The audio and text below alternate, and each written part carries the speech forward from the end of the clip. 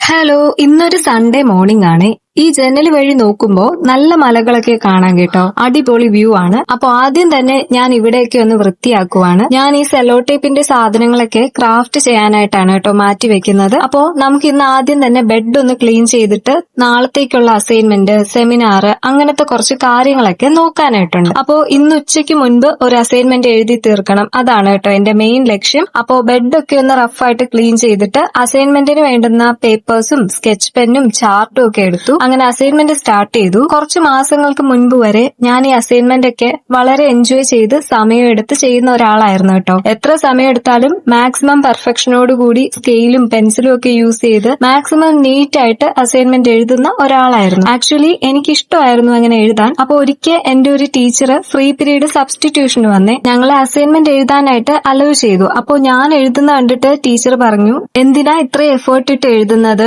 ഇത്രയും എഫേർട്ടിന്റെ ആവശ്യമുണ്ടോ എന്ന് ചോദിച്ചു. അപ്പോ ഞാൻ പറഞ്ഞു എനിക്കൊരു സാറ്റിസ്ഫാക്ഷൻ കിട്ടാൻ വേണ്ടിയിട്ടാണെന്ന്. പക്ഷെ എപ്പോ പിന്നീട് അസൈൻമെന്റ് എഴുതാനിരുന്നാലും ഈ ഒരു കാര്യം എന്റെ മൈൻഡിലേക്ക് വരും. ടീച്ചർ പറഞ്ഞത് ശരിയാണോ തെറ്റാണോ എന്ന് ഇതുവരെയും എനിക്ക് ഐഡന്റിഫൈ ചെയ്യാനായിട്ട് പറ്റിയിട്ടില്ല. അപ്പോ ഇന്നത്തെ അസൈൻമെന്റ് ഓൾമോസ്റ്റ് കഴിഞ്ഞു. അതിനിടയ്ക്ക് പോയി ഫുഡൊക്കെ കഴിച്ചു കേട്ടോ.